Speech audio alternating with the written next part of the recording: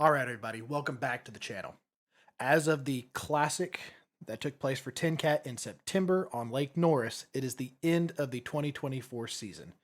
And in this video, we're going to do a quick recap of the season, cover our AOY standings, and just go over the lakes and kind of what we learned over these 12 tournaments. And in a separate video, we're going to look at the 2025 season, which will be coming up here shortly. But for now, we're just going to talk about 2024, what we learned, what happened, and just a couple of details. And if you have any questions about what happened, anything we learned, feel free to leave them in the comment section down below, and we'll do our best to get through there and answer anything you might have, or comments, whatever you might have. So let's just start out with Angler of the Year. There were 27 people that were official members of the TNKATT tournament trail, and out of 27, I finished in 12th place, and my dad finished in 15th place, which for our very first time fishing a tournament trail is not that bad. We finished right in the middle of the pack. We didn't end at the bottom, which is nice. But again, this is our very first time actually fishing a full trail. We'd kind of cherry picked tournaments here and there. Like we'd fish River Wars on occasion because we like fishing the rivers. We've done stuff like fishing for soldiers, a couple of honey hole tournaments, that kind of thing. But we'd never really done a full tournament trail. We joined about halfway through the 2023 season, fished 5 or 6 tournaments, but we really enjoyed our experience in 23, and we decided we'd give it a try in 24, and we're going to try again in 25. But 12th for me, 15th for my dad. That's based on your top 7 placements for the year. And then they also tabulate for the CAST, that's the Kayak Anglers Society of Tennessee. The CAST State Championship is based on your top 5. Unfortunately, we didn't qualify for that this year, but we're kind of hoping for that next year. There's been some cool stuff happen, and we'll talk about that when we discuss the 2025 schedule in the next video. Now, the first tournament of the season was in October on the 28th on Lake Parksville Lake. One that we had only fished once before, and when we were there, they were doing work on the dam, so the water was 20 feet down. And it was a very interesting lake. We don't know whether or not we like it yet, but there's definitely a lot of big fish in Parksville. We know that the record for spotted bass has come out of Parksville at least 2 times, maybe 3 times. And if you look at the Tennessee Angler Recognition Program page, if you're looking at the top submitted largemouth, there's 3 ties at 29 inches for largemouth. One of those came out of Parksville. There's a lot of big fish in Parksville, but it's not an easy lake to fish. And we figured that out the hard way because in that tournament, I finished in 9th, only catching 2 fish, and that's out of 30 anglers. And my dad finished in 5th with, he caught a limit with 42.5 inches. I had 27.25. He finished in 5th. I finished in 9th. I didn't even have a full limit. But this was the first tournament of the season. The water there is really clear, and the fish are very finicky, and it doesn't fish like other lakes that time of year. October 28th in Tennessee, you tend to think of shallow water, chasing shad, looking for balls of bait, fishing aggressive, fishing power, like crankbaits, spinnerbaits, chatterbaits, topwater. But we ended up fishing Ned rig in anywhere from 15 to 25 feet of water to catch the few fish that we did. And it was really odd. We're not sure if it was because of a front that moved through or what, but we talked to someone on the shore later in the day during that tournament, and he said that with Parksville, it's either hot or it's cold. There is no in between. And unfortunately, that day it seemed to be cold. But for the first tournament, it wasn't that bad. We ended up in 2 top 10 placements. Pretty good start to the season. Now, we did miss the November 18th tournament, which took place on Loudon. And that was kind of disappointing because Loudon is our home lake, but because of the family Thanksgiving, we're not able to get in for that one. But we did fish the next one on December 9th, which was Lake Norris. This was the first time we had ever been out on this lake. And honestly, this was one of the first times we'd ever done winter fishing for bass. We'd gone out on Cherokee and lakes like that for striper during the winter. But other than that, we don't go out in winter. We don't enjoy the cold. So this was a very new experience. We had a lot of learning to do, and it ended up better for me. Unfortunately for my dad, he didn't get any keepers, and part of that's because we had a lot of weird things happen. That's going to be a trend throughout most of this season, but I ended up catching 44 inches for a 14th place finish out of 30 in the last like 2 hours or so. The sun came out after it had been pouring rain, and I managed to get some out on the main channel points fishing the Ned rig. My dad finished in 29th without any scoreable fish, but again, that was kind of a weird day. We got a really late start because the boat launch we were going to try to go to had two separate bass boat tournaments launching out of it. So we had to go back to another place where we'd done okay. And that was ultimately not the best fishing area, especially with the weather that moved in. We had a cold front move through. It was pouring rain. The water temps were really low. And then it didn't help that my dad's fish finder in this tournament stopped working. The wire for the battery had come disconnected, and we had to repair that later in the month. But I finished 14th. My dad finished 29th. Wasn't the best tournament, but for a new lake and the first time really fishing in winter, wasn't too bad. Watts Bar was really interesting. That was February 10th. There were 39 anglers, and we did not place very well. I finished in 29th. I caught two fish for 25 and a half inches. Sorry, that's the wrong tournament. I finished in 29th with a single 14 and a half inch fish, and then my dad finished in 26th. He caught a 19-inch largemouth towards the end of the day, but that was not the highlight of that. In Watts Bar, we got into muskie. We caught 3 large muskie that was the last thing we expected to catch out there. But apparently there's a lot of muskie in the Emery River that flows into Watts Bar. But unfortunately, muskie don't count for a bass tournament. So they didn't count. And when we started catching muskie, we decided, whatever, we're going to try to catch muskie. And I ended up catching one because of that. My dad caught 2 that were trophy size. So it wasn't that bad of a day for fishing. When it comes to placement, not that good. 29th and a 26th out of 39 anglers is just not that great. The next tournament was on March 2nd. That's Chickamauga. That one was also interesting because it was in collaboration with several tournament trails. You had the native watercraft big bass power hour that was going through. So these are a bunch of national anglers. They're fishing national tournament trails. And then we had Tennessee Bass Nation in there on top of TNKATT and several others that were there. So there was actually 46 people in this tournament. So I think that's the largest one we had in 2024. And that one was also, we had some issues going into that. First of all, the week before that, my brother was getting married, so we didn't have time to do any real pre-fishing before that. We were going to try to on the Friday before, but when we went to leave, our vehicle started hemorrhaging oil. So we had to, by the time we got that taken care of, and then all of our equipment moved to another vehicle, the trailer switched to another vehicle. By the time we got down to Chickamauga, we just had time to check into the hotel and then go in blind the next day. And that was also, we ended up trying to launch at Sales Creek, and because the water was so low, we were not able to get out of the boat ramp because we were just getting stuck in mud. So we had to pack everything up, go to another launch, which took about 25-30 minutes, and gave us a really late start. But for placements, I finished 29th with 25 and a half inches. So not great for me. My dad caught a full limit for 43 and a quarter inches, which gave him an 18th place finish, which wasn't bad, especially since we didn't have any pre-fishing. And again, that early March was still in that winter pattern. The water temps were holding right around 50-ish, if I remember correctly. So they weren't quite into that pre-spawn mode. They're still kind of sitting deep. And we kind of learned at that point, when you're fishing winter, it's best to be out on the main channel. You can catch them shallow, but until we find places where they're going to be hanging out back in the creeks, it's best to go out on the main channel. And that's what we're going to try next year because the Chickamauga tournament's in roughly the same time area. So 29th for me, 18th for my dad out of 46. At this point, since Parksville, we have not done that well. And part of that's because a lot of these lakes are new.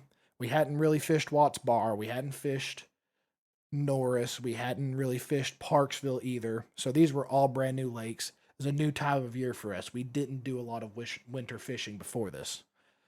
But moving on, later in March on the 30th was the Clash on Cherokee. So this is a big tournament where a lot of the local groups get together and kind of have a little competition. So this is going to be Netka, Setka, I believe, TNKATT, and at least one or two others. And we're all competing to see which tournament trail can have the biggest top bags of fish. This one is different from other TNKATT tournaments because it was a 5 fish limit. All other TNKATT tournaments are going to be 3 fish, but the Cherokee one is always 5 fish.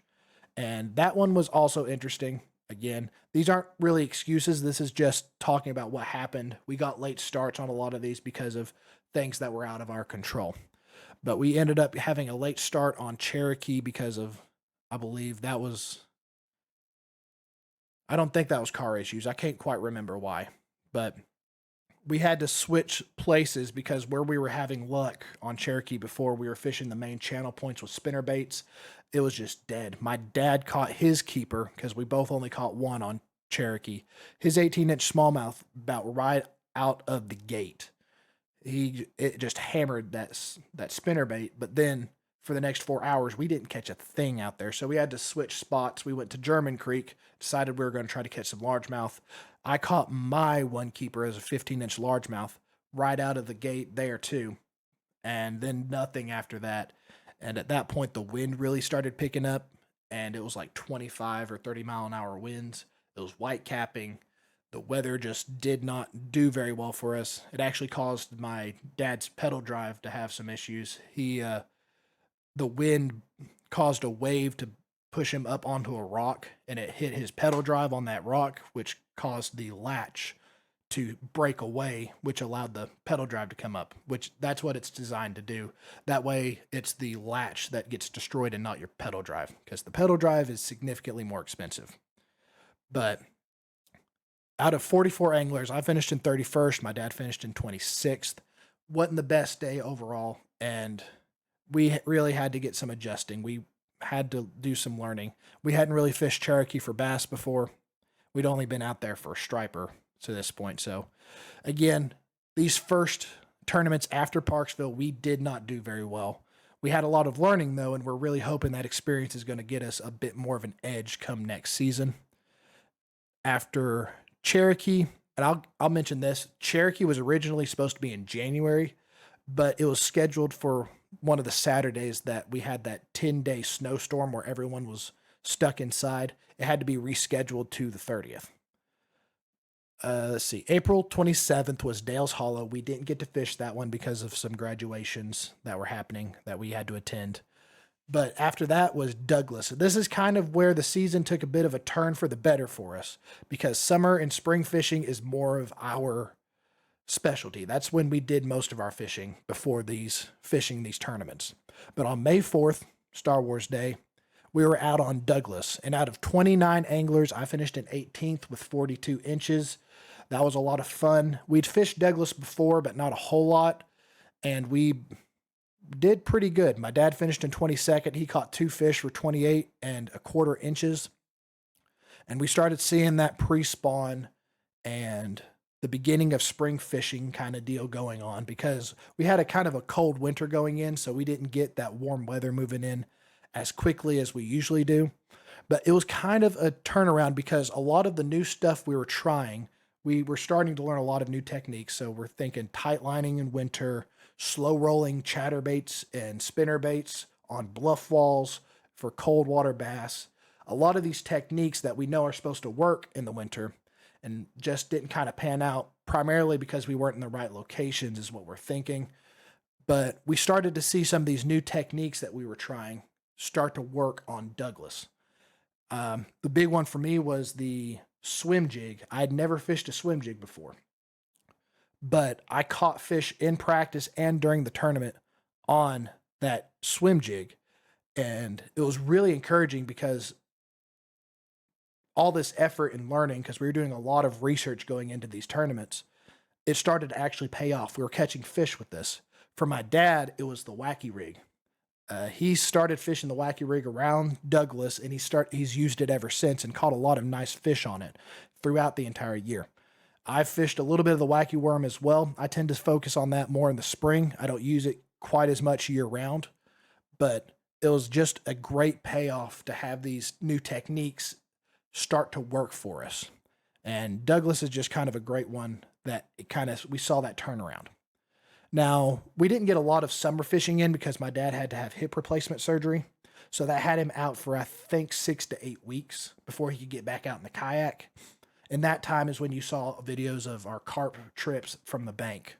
But I did fish the Melton Hill tournament, which was in June. He hadn't recovered, so he wasn't able to fish this one. And I wasn't able to get out and do any pre-fishing for Melton Hill. But out of 26 anglers, I finished in 16th with 26.5 inches, which was only 2 fish. Wasn't my best showing. It was I didn't really expect to do well because I didn't do any pre-fishing for this one. And we'd only ever fished Melton Hill in the fall, which was for the TNKATT Classic in 2023. I mean, it wasn't a bad day overall. I caught a decent amount of fish, but Melton Hill is definitely an interesting lake. It's not one that a lot of people enjoy fishing.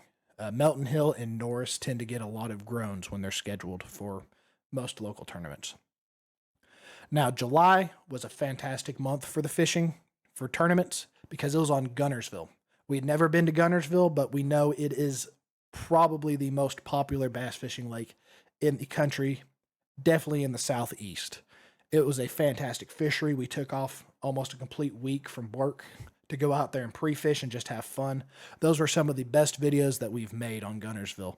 And when it came to tournament day, there was 24 total anglers. I had my highest placement in a tournament ever with a 5th place finish. I had 52 3/4 inches. And then my dad finished in 11th place with 50 1/4. It was really close for most of the tournament. And the only reason I jumped to 5th is because I caught I believe it was a 17-inch largemouth in the last half hour or so that jumped me ahead of most of the group. But from 5th place down to around 11th, 12th, where my dad was, there was only like 2.5 inches of difference. If I hadn't caught that 17-inch, I probably wouldn't have been down in 13th or 14th. But it was really close with those. The top 4 were close together, but there was a decent gap between 4th and 5th. And then 5th to 11th was really close with a gap going down to 12th, if I remember correctly. But Gunnersville was great. The chatterbait, that's when I learned that this thing is my favorite lure. I have like 5,000 backups now because I've caught so many fish on this, and it's since Gunnersville, this has been my go-to. And that's another lure that we had heard about, and we started having luck in 2023 on the river during fall fishing back in November. But we hadn't really had a lot of luck with it on the lakes. And Gunnersville kind of turned that around for us. And I've started fishing that on pretty much every lake that we've fished since then. And it's made a huge impact on our fishing. But Gunnersville, probably our favorite tournament of the season. And we're really looking forward to having that one next year because they do have it scheduled for around the same time of year. And we're really looking forward to that. All right. 2 more tournaments left for the season. August 10th was the Holston French Broad Classic, which we were really looking forward to because early on in our fishing, especially in the YouTube stuff, we did pretty much all of our fishing on the French Broad and Holston rivers, fish for smallmouth. That was our bread and butter. That's what we love to do. And that's where we go to fish for fun if we have the chance. If we are not fishing for a tournament, we're going to be out on the river fishing for smallmouth. That's our favorite kind of fishing.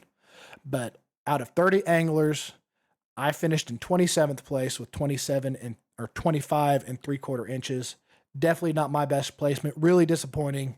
But because of the Holston River being, Holston River was not fishable at this point, at least for us, because they had like 3 generators going, if I remember correctly. So it was just cranked. And the French Broad was the complete opposite. It was way, way down. Some of the lowest we'd ever seen the French Broad. And during August, you can catch numbers on the French Broad pretty easily in our experience. We've been fishing on the French Broad for almost 10 years now.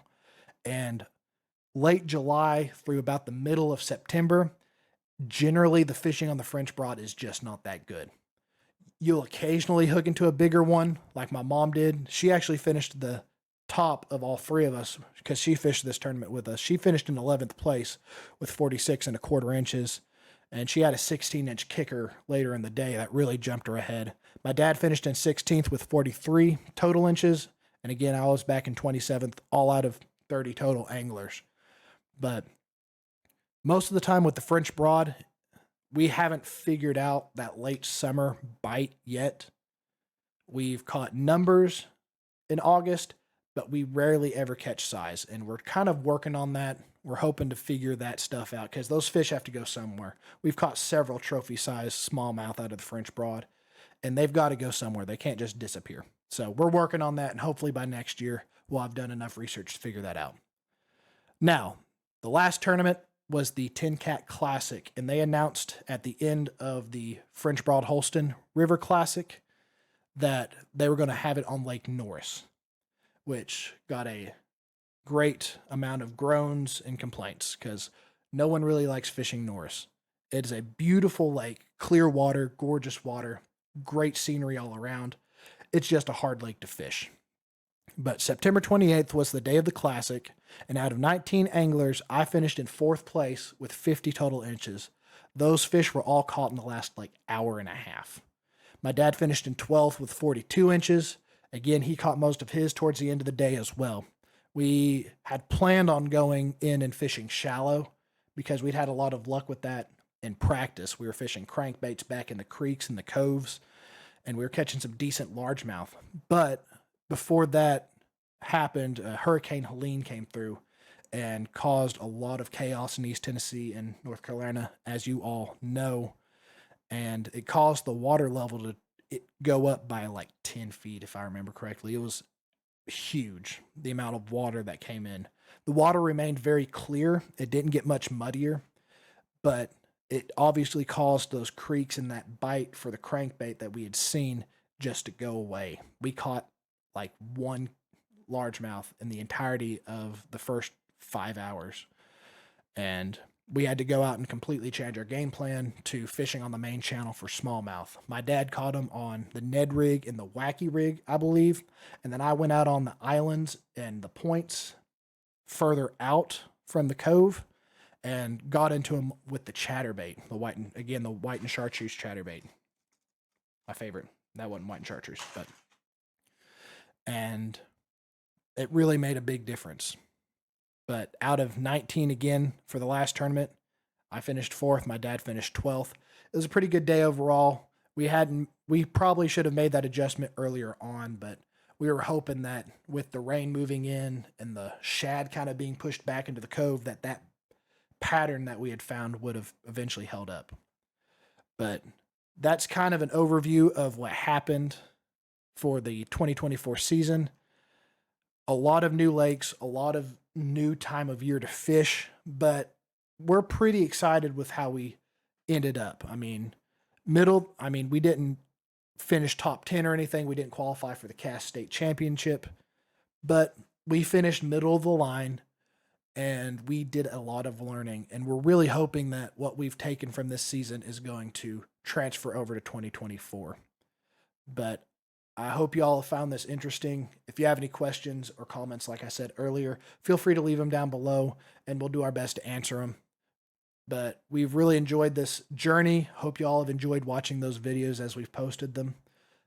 And we're really looking forward to the 2025 season.